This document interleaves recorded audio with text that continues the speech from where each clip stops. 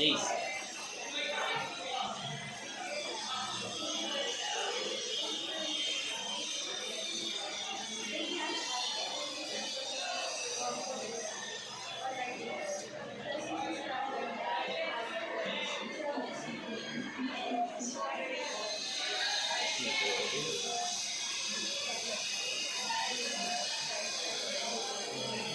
Thank you for that very heartfelt and useful prayer, love. So happy morning, everyone. Happy morning, ma'am. Please be seated and keep quiet now. Okay. Alright, so we will just go over with our previous discussion about measures of position. And then I'm going to give you a test or an evaluation to see how well you have mastered the skill in getting or solving the measures of positions for group data. But before that, let us review. Okay? Let us review. What are the steps in solving for the measure of positions for group data? Can you give me the first step? First step, it's already on the board. We have to raise your hand if you want to answer, please. Tristan. Arrange. For group data, for example, the class intervals are already arranged from lowest to highest. What are we going to do with that frequency table? Yes, Tristan. Wesley. Get the total of the frequency. That's right. What else after that? Ano ba? Yes, and we get the total of all the frequency. What else? So, in general, we are going to... What are we going to do with the table, Wesley? We are going to complete the table. Okay? We find out the value of the class size, the total number of frequency, and then we complete the table for the cumulative frequency and the lower boundary. But in this case, class, in this table, I was not able to complete the lower boundary because it's just very easy to identify the lower boundary, right? How is it? You just need to subtract 0.5 to our class interval, to the lower class of the class interval. Okay? Let us give Wesley 3 claps for the first step. What is the second step? After completing the table, what is the second step in the computation of measures of position for group data? Raise your hand. Yes, Clarence. What is the next step? We have to compute for John Lloyd. Good. We have, what do you call that? The formula for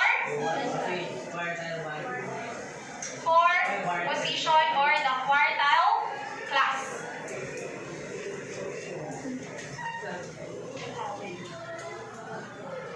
Okay, what is the formula? For quartile, what is the formula, Lloyd? It's Kn over 4. For decile? Good. And for percentile? Kn over 100. Very good. 3 claps for John Lloyd. Okay, so we have to compute first for the measure of position using this formula. Wait a moment. Okay. So here are the formula. We have Kn over 4, Kn over 10, and Kn over 100. Depending upon what is asked, what measure of position is asked in the problem. So those are the formula for position. And right after identifying the position, what are we going to do? We identify our class interval. Okay? We are going to identify the class interval using what column? Using the cumulative frequency. Because cumulative frequency simply means the ranking from rank 1 to the top rank. If there are 60 respondents here, this is rank 1 to 60. Got it? Yes, So identify the rank on what position does it belong, and then you highlight that column, or I mean that row. You highlight that row, and then we can proceed to the general formula. Now, what is the general formula measures of position. What is the general formula to be used to get the score of that measure of position? Yes, JC. Lower boundary plus Kn over Or just the position minus over frequency minus minus plus below cumulative yes, CFP or cumulative frequency below. And then over frequency over F times I. Okay, 3 claps for JC. Okay, so now, using this formula, okay, what are the step-by-step operations that we need to follow in order to arrive at the correct answer?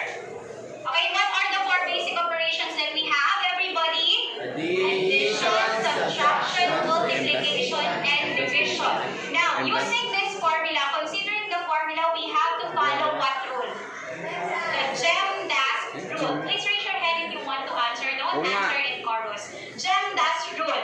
Now, according to the GEM-DAS rule, what is the step-by-step operation that we need to follow using this formula or according to the formula? Eliza, what is the first operation that we are going to do? Subtract. Next is, after subtract, that is good. After that, we divide over F. Divide by F. And then, multiply. Good. And lastly is to add. Or add the lower boundary. That's exactly the answer. Very good. 3 claps for Eliza. Okay, now let us review how are we going to apply this formula if we wanted to answer this activity. Okay, let us try to answer this activity. I am going to answer the first position, which is D6, and that would serve as your bonus points in your test. And then you will be answering the remaining measures of position. Okay? Everybody get one and pass. You write your name, grade and section, and the date today. That is quiz number 3. Okay? So let us see if you can still remember how to compute the measures of position using the formula and using the steps that we have mentioned a while ago. So let's have first D6. What is the formula for position of D6, Julius? Kn over 10. Can you please solve on the board? Okay, let us first identify the position. Then after that, we can proceed to the general formula. 6 times 60 divided by 10. 6 times 60, we multiply first and then divide. 360 over 10 is 36 position. Can you identify the 36 position on the table using the CF? Okay, is that correct? Okay, very good. 3 claps for Julius. Okay, very good. Now that we already have the highlighted row of the class interval, so this is D6. Okay, let me just write here that D6 is located in this class interval from 61 to 70. Now, what is the next step? We solve the score of D6 of the 6th decile using the general formula. What is the general formula again? We have LB plus position minus CFB over F times I. Who would like to substitute the values of LB position, CFB frequency, and the class interval and then solve? Rohani.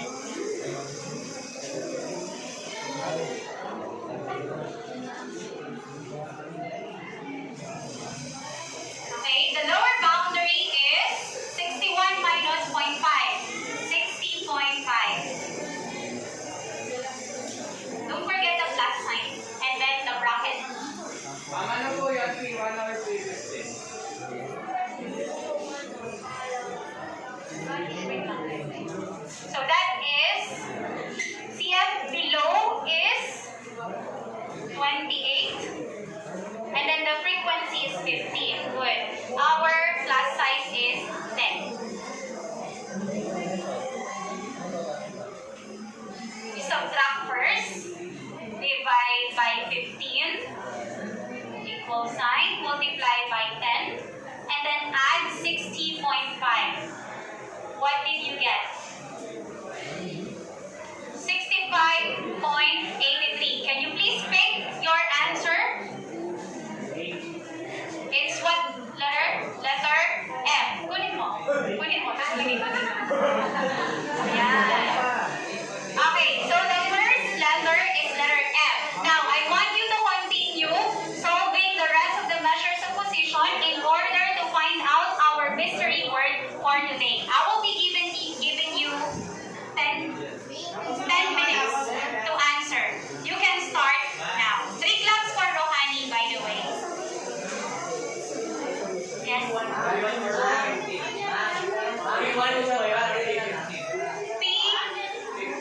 P15. I'm sorry, this is P15. Look at your test paper. Please write your solution in the back of the paper. I will be using that to validate your scores, okay? Okay, start answering now. Please stop talking.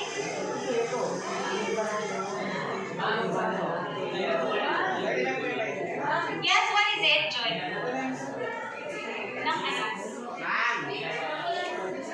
You write it. This is a bonus point, but still you need to write it on your test paper.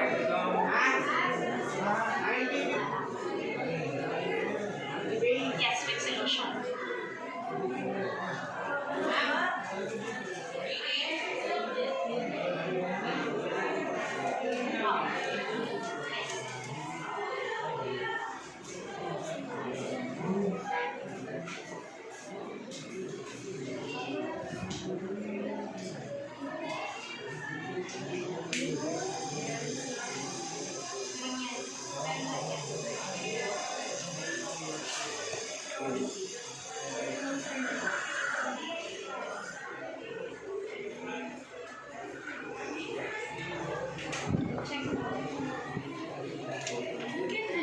Stop tapos play na lang later. Stop na lang.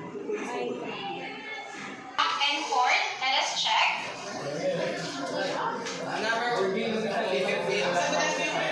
Let's check. What is the 15th percentile score, Justin? 35.5. Okay, would you please choose the letter there and then post it on our visual aid? Is that correct? It's Y? Okay, the answer is 35.5. It's the same process of computation, okay? 3 claps for Justin. Justin. Okay, next. What is the score in percentile 35 or 35th percentile? Monique? 48. Good. Is this correct? Letter L. Okay, 3 claps for Monique. Next. Catherine. D8 is, okay, you pick up the letter. 75.5. Did you get the same answer? Okay. 3 claps for Catherine. Next,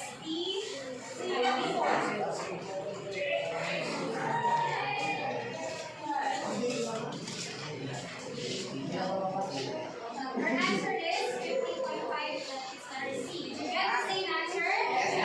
3 claps for Nestle.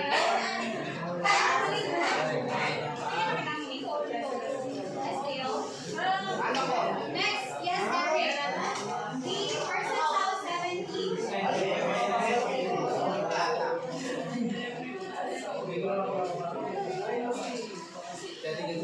What did you get? 69.83.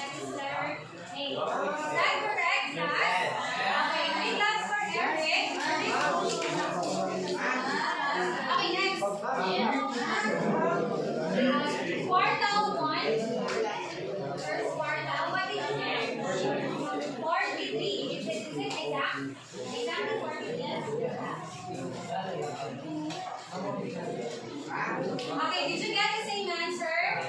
Three cups for B. Okay, next. Second quartile.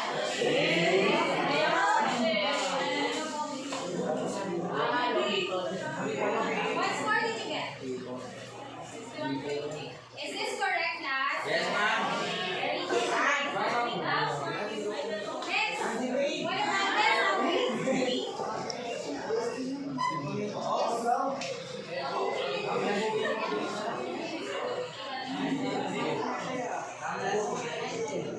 What did you get? 75.5. That is correct. Top score, Angela. And next for quartile 3.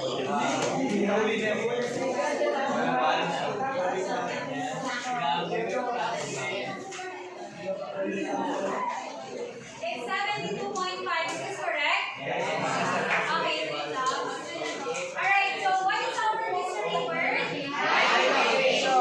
So please check it. One check for each. One check lang. Who got 10 points? Stand up. Stand up for those who got 10. Wow, almost perfect. Okay, very good. Let's give these people, lahat kayo may 5 claps.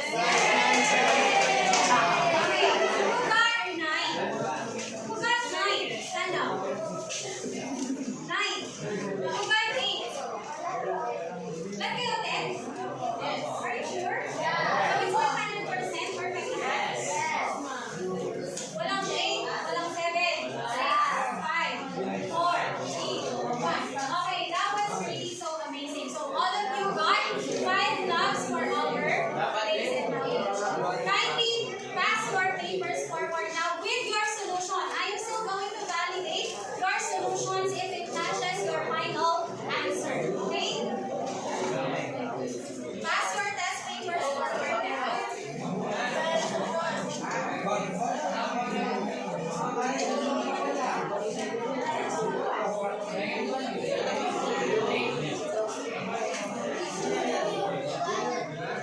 Pastor, is our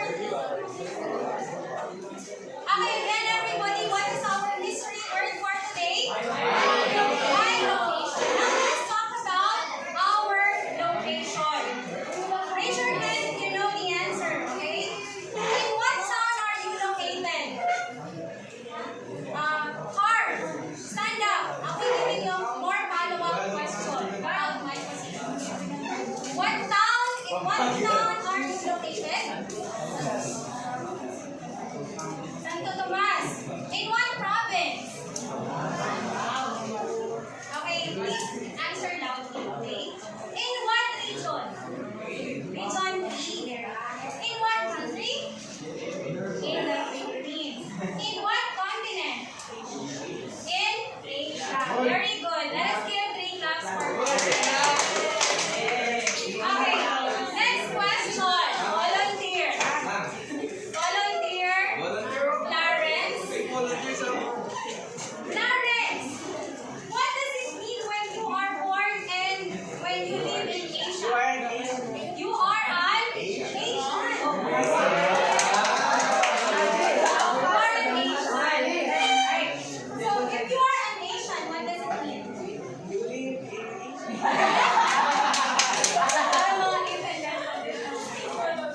Okay, next question. What does it mean? What does it mean when you are born and raised in Pampanga? You are a Certified. Now, what is the importance of getting to know your location? Location is very important because Why? if you don't know your location,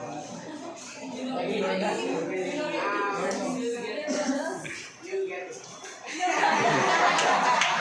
Okay, that's right. So parang map lang yan. If you are going to go in an adventure, or because life is an adventure, if you do not know your own location, eventually you will get lost. Alright, you have a point in that, Clarence. Let us give him 3 claps. What else? What is the importance of location? Does location has Yes. a meaning behind it?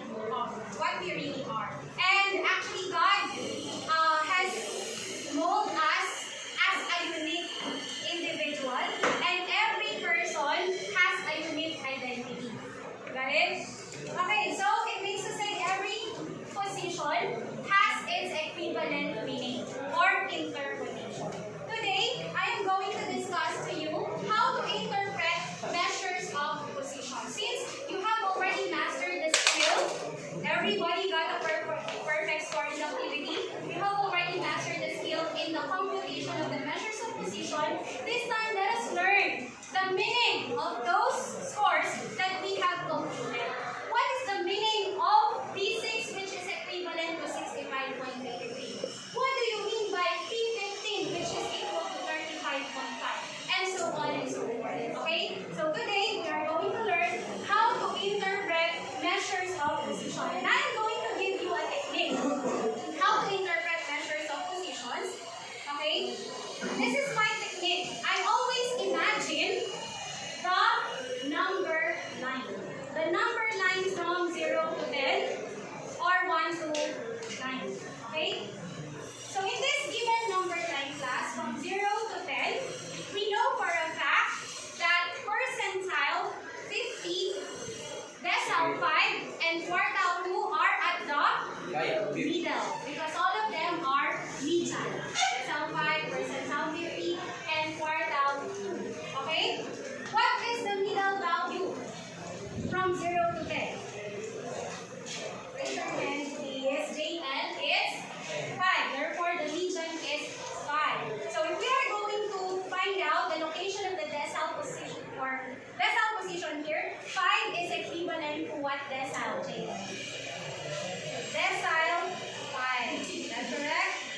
Okay, very good. 3 claps for JL. Okay, decile 5. And then after decile 5, we have decile 6. Next is decile 7.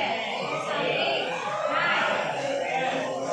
We don't have a decile 10. 10 is a perfect score. And 0 is the lowest score. Next, less than D5, we have D4, D3, D2, and D1.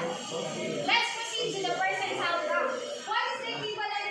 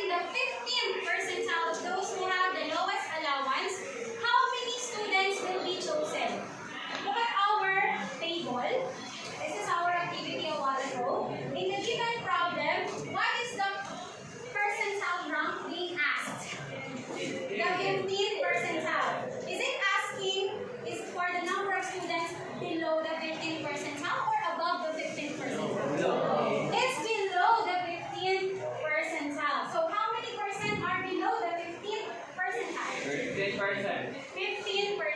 Very good. So, dito siya. Okay? How many percent below the 15 percentile? It's 15%. Now, the 15% of the students will be chosen to be the scholars of the FEM. How many students will be selected? How many students are there in total? These are the daily allowance of 60 students. There are how many students? 60 students. Now, how many scholars will be chosen out of 60? Eric? 9. How did you get 9, Eric? What is it? How did you get 9? So since below 15%, there are 15% students. So 15% multiplied by, or 15% of the total number of students, which is 60. 15% is the same as 0.15. That is 0.15 times 60. Eric is 0.15 times 60.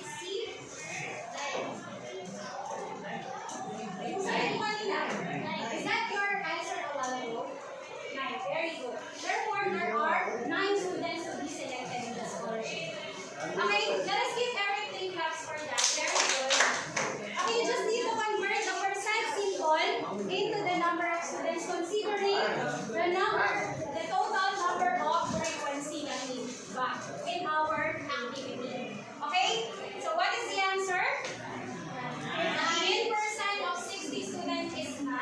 15% times 60. 15% is the same as 0.15. 0.15 times 60 is 9.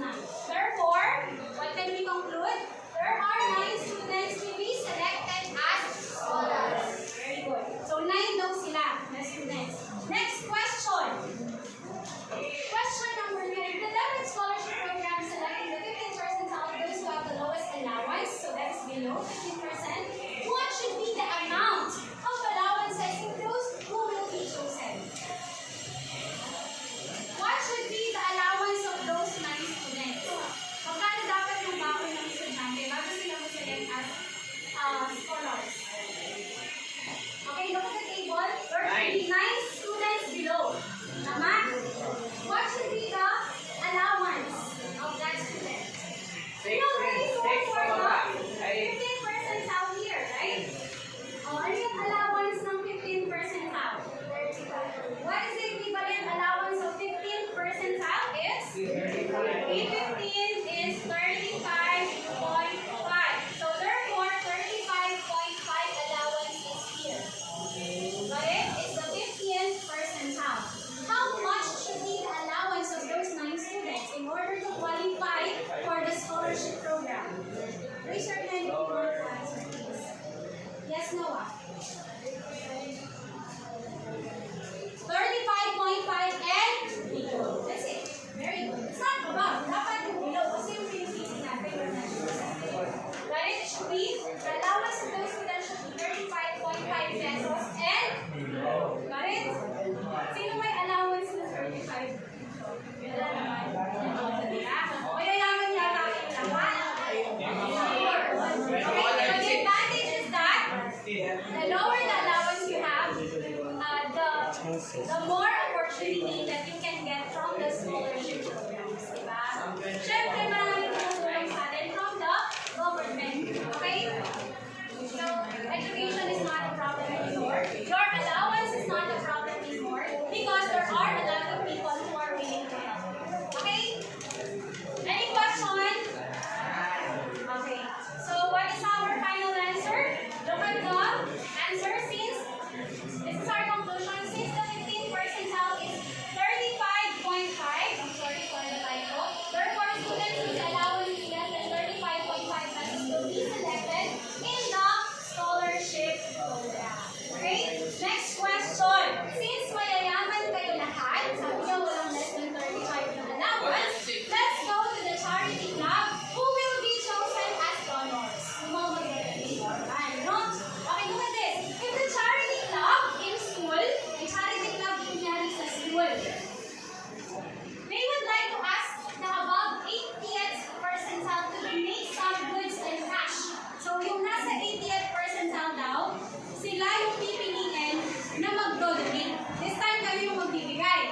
yung makakatulong